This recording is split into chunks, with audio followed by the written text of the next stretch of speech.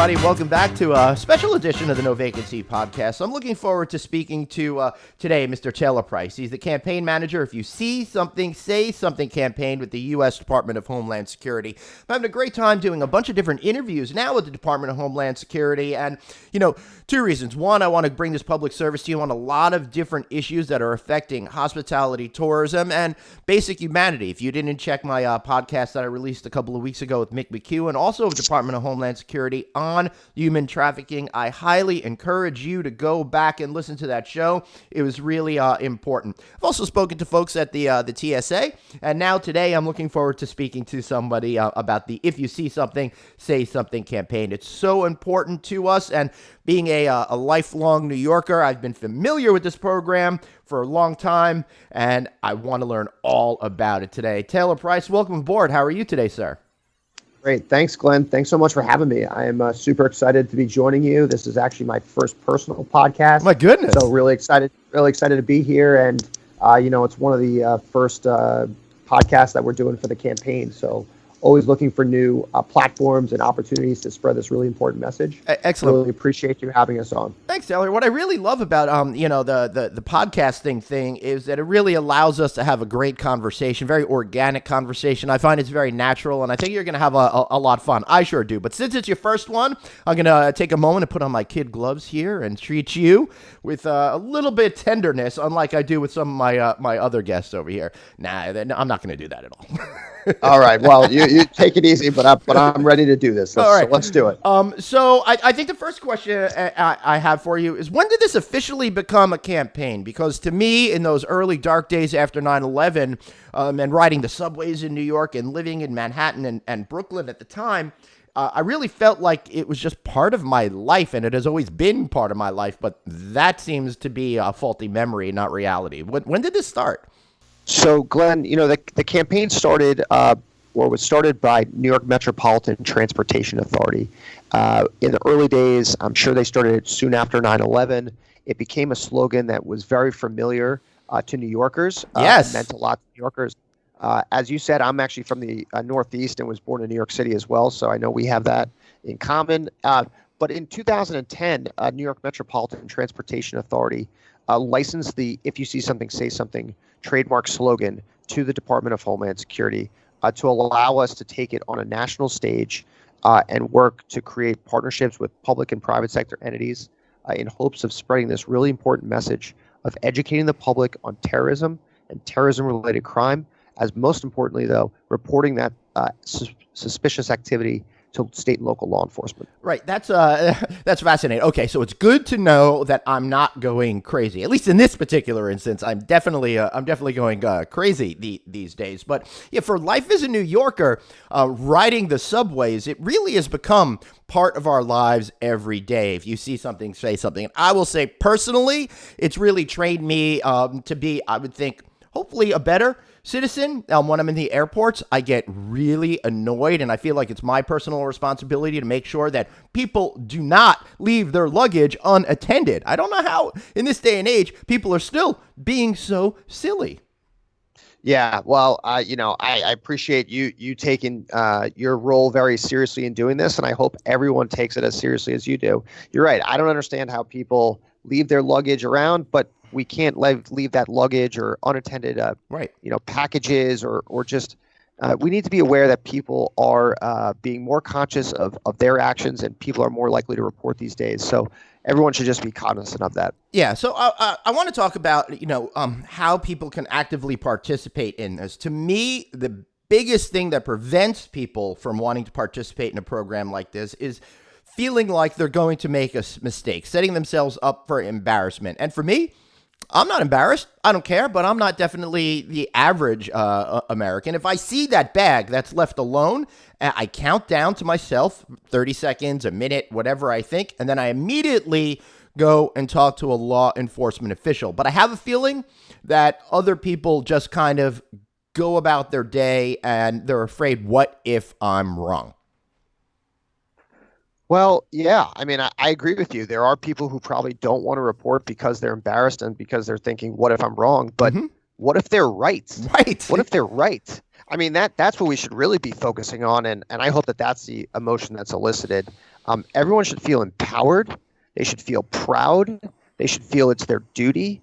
I mean, this is what this is about. It's about, protecting yourself, protecting the community you live in, protecting your friends, your neighbors, Right. the places you like to visit. That's what I hope the emotion is that people focus on.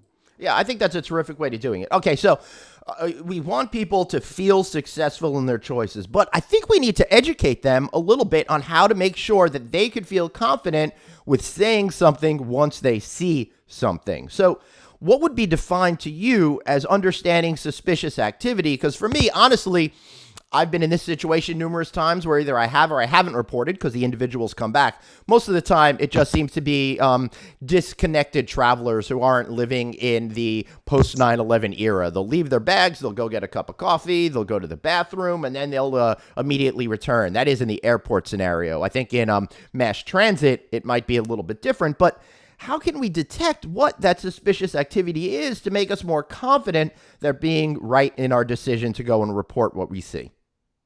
Right. So, Glenn, it's a great question, and we're constantly looking at it and thinking about it more. How do we continue to empower people to feel comfortable to report? So, I mean, I like to think of it a couple ways. When you're at home in your normal, regular day, everyday community, you might have a routine where you're walking your dog every morning to the coffee shop, and you're going on the same route. You're going to know if something's out of place, right, in your daily routine, Right. And so that's your instincts are going to perk up. But when you're traveling, I don't know. I just think about when I personally travel or my family travels.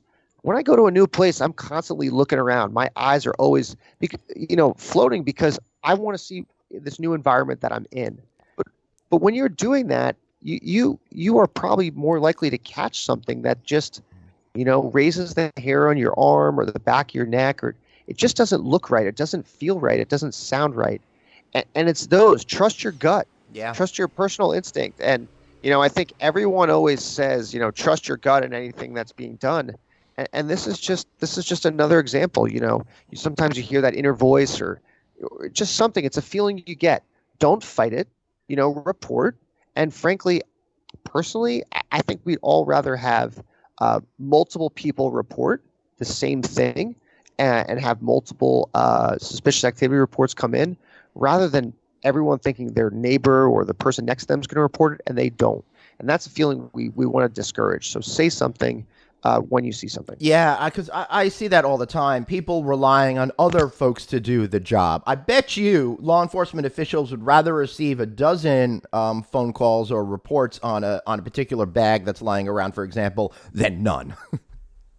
I would think so. I can't speak exactly how many they want to receive, but right, of course. But I would definitely believe that they want to have multiple leads or multiple calls about a particular incident, and hopefully they track that down and they realize it's nothing. But you know what? There are going to be times when it could be something, and we just have to be on top of that. So what are some of the indicators then to what we should be picking up on, other than obviously trusting your gut? Because we do all inherently know when something is off kilter. I think there's a lot going on in our brains processing information behind the scenes and the subconscious level that all kind of add up to that instant moment where we go, aha, we've got to think about this. So what are some of those indicators specifically that we should be paying attention to?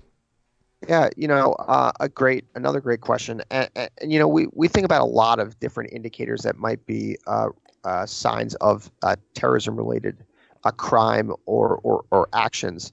But as I was getting ready for this podcast, I was thinking about what might be most relevant to your listeners as travelers. Right. Whether they find themselves in airports or on mass transit or in ride-sharing vehicles or staying at hotels across the country, wherever they're going.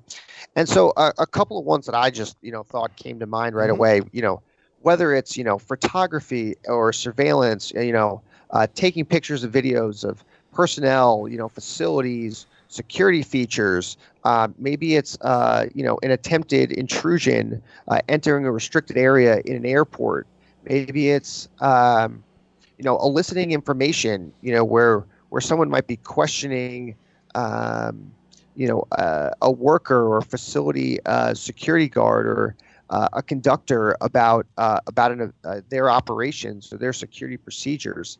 And maybe it's just someone actually hearing someone make a threat, Right. truly explicitly making a threat. There's a lot of things we could talk about, but a lot of these are common sense, Mm-hmm. and but people should be aware. And in our campaign, we've tried to, I feel like make a couple different iterations here over the last few years. We wanted to, make people feel comfortable Mm-hmm. or educate them on the importance of reporting suspicious activity, which I think we've done a good job of. Then we want to, tell people where to report that suspicious activity. And now we're telling them, reinforcing the message and further educating them on specific actions and indicators that they can be looking for. So I'd like to talk a little bit more specifically about the hotel environment. Sure, a lot of the people that are listening to the show, they're in airports all the time. They're on mass transit. They're in all of these types of scenarios. But I've got a lot of owners and operators of hotels. What can they be doing to make sure themselves and their staff are more in tuned to things being a little bit different and often they should be, because it's not unusual to see a bag in the middle of a hotel lobby, for example. That's right. So, we like to think of it a couple ways, right? We sometimes have messages that are public facing, so front of the house, we'll call it, right? So a hotel might be willing to put signs in their lobby or at check-in counters, or maybe it's playing our public service announcement videos, on those TVs. When you turn on your TV at a hotel before you get to the TV guide, there's all the nice Yep. ads, right? There might be a Mm-hmm. reinforcement there. Great. Maybe they put it in their emails when they talk to you about your reward points, right? Mm-hmm. It's constantly reinforcing the message, right? Right. For the public, but then for their employees, they can constantly, in break rooms or staff rooms or locker room areas, they can have our signage. It can be reinforced in the monthly meetings they're having or daily meetings, in communications to their employees. They can be posting some of our materials. We have infographics that depict some of those indicators of suspicious activity that we talked about before. So it's reinforcing that message, but then telling them it's okay to look at something, it's okay to report something, but then they have to be made aware of how the best place to report that is, whether it's in the hotel or to security, or if there's an emergency, calling 911. Right. Excellent. Now, besides that bag in the lobby, in the hotel atmosphere, you've got strangers coming in every single day and booking rooms. Now, I hate to, harken back to the tragedy that happened at Mandalay Bay with the mass shooting incident that happened, but there's a lot of talk about guns being brought into that hotel and a lot of suspicious activity that obviously was not reported. And my concern is that the average hotelier, what can they see within the hotel room or suspicious guest behavior that might tip them off that this is not the typical hospitality guest? Yeah, and there's so many guests that come into a hotel. I know on any given day and any given week, right? And even though it's different people, I think people know the general expected behavior of a guest, Correct. right? It doesn't matter, male, female, whatever Right. your race is. I mean, it doesn't matter. And we don't look at that. We focus on behaviors, right? So everyone should be looking at the behavior of a person, not what a person looks like or where they're from. It's about how they act. Right. It's behaviors and things that they're doing. And so again, like, I hate to say just trust your gut, but they're going to know what's Right. should be normal and what's kind of out of place. And whether it's someone who is, if you're at a hotel and it's 100 degrees out and you have someone wearing extensive, heavy clothing, Right. Mm-hmm. That's just something that's unusual. Or, someone that says they're checking in for a night and they have, 100 suitcases or large stuff. I don't know. You Right. know what I mean? It's things that just don't seem right for a normal type of guest. Yeah, that makes a lot of sense to me. Do you have any resources that are available to help hoteliers deliver this message to their staff as well? Well, so two things I would say. One, look at our website, dhs.gov/ if you see something, say something. So that's check out our website, number one. And then we also, that on there, you can also find out information on how to become a campaign partner. for any of these hotel chains or transit entities that want to work with us more closely, we would love to work with them and partner with them to help spread this message. So there's information on the website about how to become a partner, but they can also always email our campaign at CSAY, which is SEESAY at hq.dhs.gov. All right, excellent. So don't get that confused with CISO, the failed comedy network on the internet. It's CSAY. CSAY. So important to focus on what you can be doing, because each and every one of you out there, you want to be sure that your guests are safe, that other citizens are safe. And we all have to do our part in this day and age to make sure we're safe, because if something happens at any of our hotels around the country, then it's going to affect all of our hotels around the country. Travel industry is going so great right now. We want to keep that exciting momentum up. Mr. Taylor Price, any final words before we wrap up today? Glenn, I just want to say thank you again for having us on, giving this platform for all your listeners. The last thing, just to reinforce some things we've talked about, right? Don't be afraid to report. Feel empowered. Be proud that you're taking a stand to protect your community, your friends, the places that you love to visit, and don't be embarrassed at all. Don't let it ruin your vacation. Don't let it ruin vacation that that you're going to take in the future. And just remember, if you see something, say something. Great. So remember, trust your gut. And as a grizzled New Yorker, I am so used to saying it. I think I'm pretty good at identifying suspicious behavior out there. And I've seen some, and I've definitely seen a lot of guys being taken away in handcuffs by undercover cops in the New York City subway system, that's for sure. But remember, go check out the dhs.gov website. And I want to hear what some of the maybe thoughts that you guys have on this particular issue. Are there any programs that you've put in place into your hotels that are helping owners or staff be more vigilant? Remember, if you see something, say something. Our entire business relies on it. Taylor Price, thanks again for being here. And for all of you listening, thanks for being here, and we'll have another special show, I'm sure, with the Department of Homeland Security soon enough. Really loving working with these guys and sharing such valuable information with each and every one of you. Thanks for listening. See you next time.